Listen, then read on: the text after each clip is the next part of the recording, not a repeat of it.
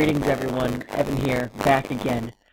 Today we're going to be doing a $500 PC gaming computer build. I've got two builds here today. I've got an AMD FX build and an Intel Core i5 build. I'm going to go over the AMD build first, and then I'll get on to the i5 build later, and we'll do some comparisons between the two, some price points and differences.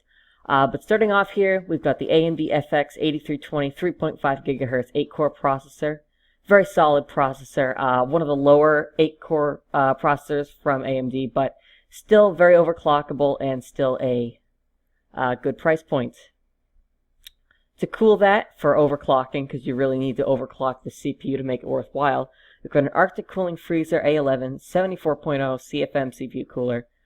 Standard cooler, nothing terribly special about it, but it fits the price point. And it certainly is going to be much better than the standard cooler that comes with the processor. That's not good for overclocking whatsoever. For motherboard, we've got an ASUS M5A97LE R2.0 ATX AM3 Plus motherboard. ASUS has always made a very solid motherboard, and their overclocking is very good, especially with their BIOS.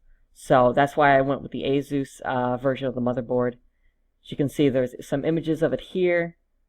It's got quite a few features for a motherboard of this price range, and I think would make a good overclocking build for the AMD CPU. Memory, we've got some ADATA XPG version 1.0, 8 gigabytes, 2x4 gigabytes, DDR3 1600 memory. That's 8 gigs of RAM. Really the cheapest RAM that you can find right now from PC Parts Picker that's not DDR3 1333. I'd say a minimum of DDR3 1600 just because it's faster memory. And yeah. Storage, Hitachi Desktop 1 terabyte. Again, just the cheapest 1 terabyte hard drive that you can find right now.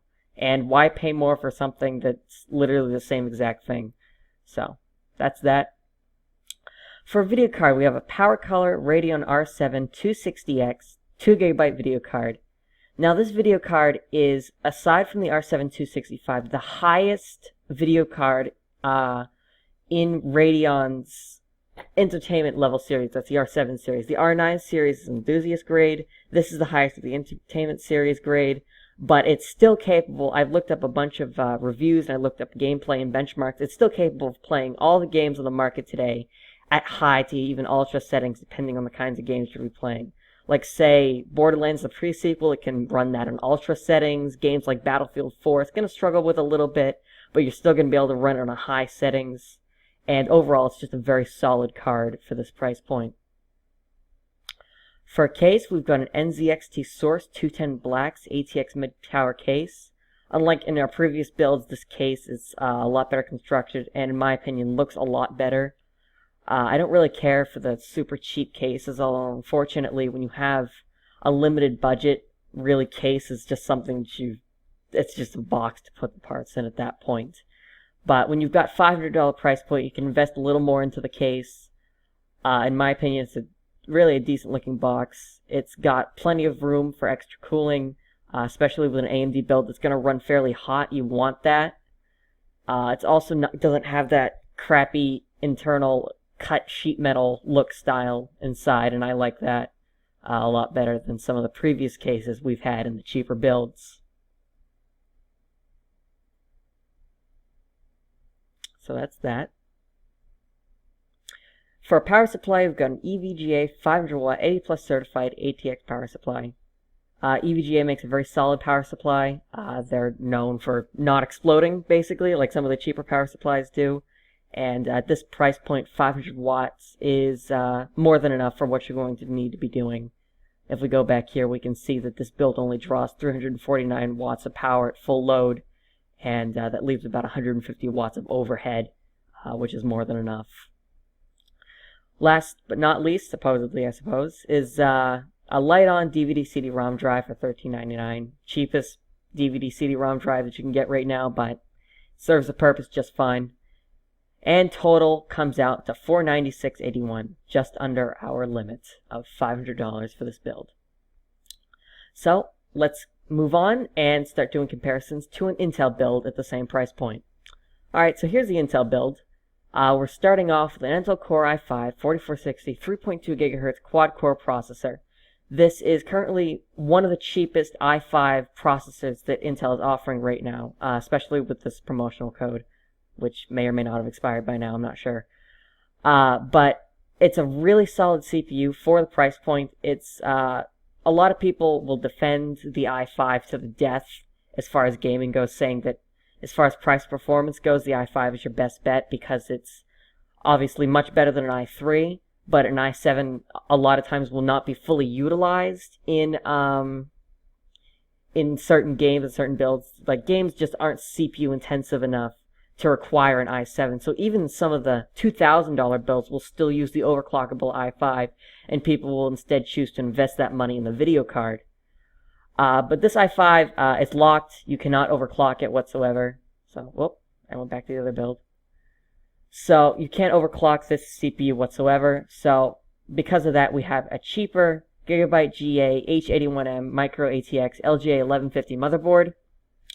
It'll do the job just fine. Really, you don't need anything in addition to this because you can't overclock it. Because you're not going to be overclocking, you really don't need an external or aftermarket CPU cooler. The standard one should run just fine unless you're crazy about temperatures, in which case you can always upgrade and see some lower temperatures out of a different CPU cooler. But really, for what we're going to be doing and for what this build consists of, this motherboard will run it just fine.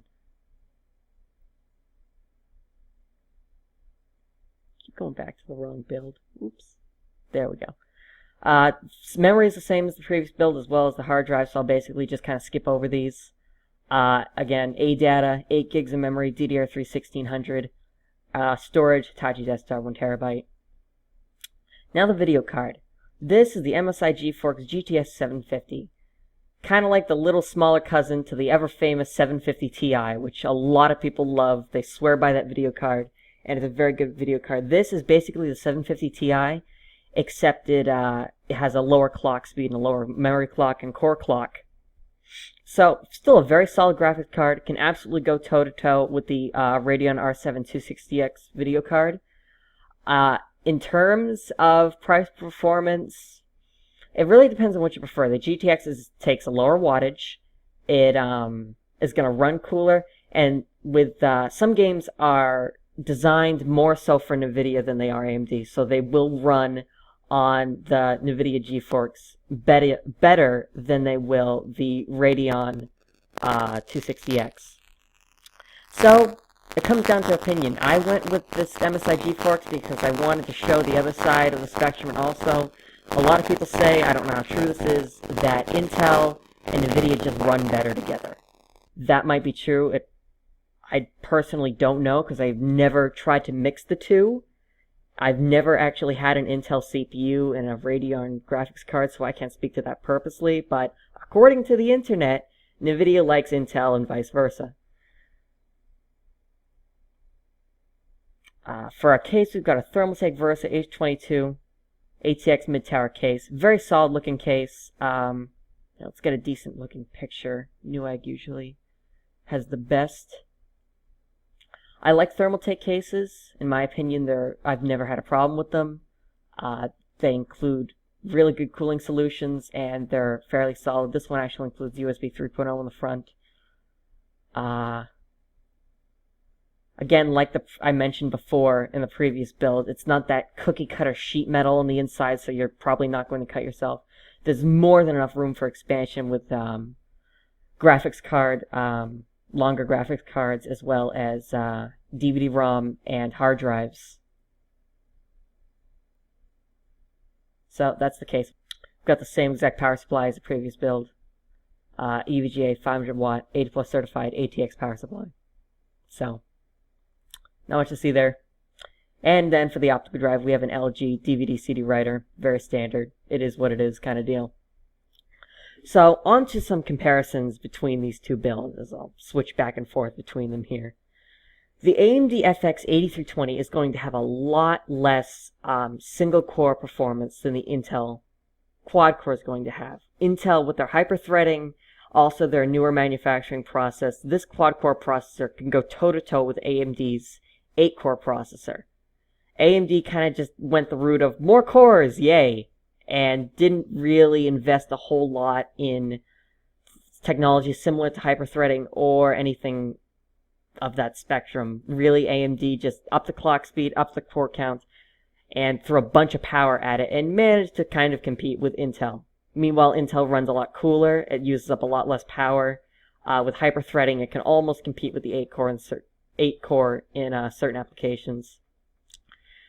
But the thing is that the AMD FX-8320 is a lot cheaper than the i5. It's about $30 cheaper, which allows you to invest more in a full-size motherboard, CPU cooler, and if you overclock the AMD 8-core processor, the benchmarks get really, really close to each other. And especially for applications, if you're going to be using this computer for things other than gaming, if you plan on rendering, if you plan on using Photoshop or Adobe After Effects, anything like that, the 8-core is going to outperform the i5 because those applications are specifically threaded to utilize every core that the FX has to offer. As far as gaming goes, games only use 1 to 2 cores, occasionally 4 cores, which in the case of certain Battlefield games, will utilize up to a quad-core processor. So in my opinion, between these two builds, personally, if I was building one, I had the $500 price range, and I was going to use one of these builds, I would personally go with the AMD FX build, just because I see more potential as it is right now. If I overclock the 8-core processor to 4 GHz, which is entirely possible with this motherboard and using this cooling solution, I'm going to see performance that are going to outclass the i5 in terms of rendering and that sort of thing, which I do a lot of course. I make videos. If I was going to be purely gaming on this computer, if I was building this for somebody that wanted to be purely gaming, I would instead go with the i5 build. The i5 does stand to have a better upgrade solution in the future. Even though Skylake is going to be released later this year, and Intel's going to be switching over to the 1151 socket, I believe, the AM3 Plus is a very old socket. It's I think it's 3 years old now.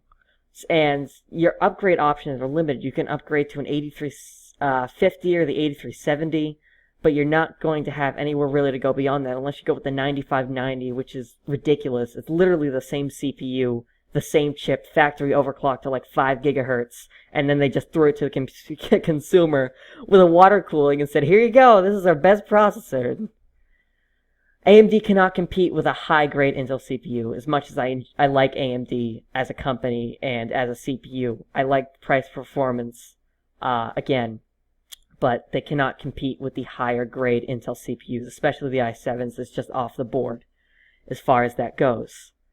But at this price point for $500, I would definitely recommend the AMD build if you're going to be rendering or doing CPU-intensive tasks. If you're only going to be gaming, I would go with the Intel build.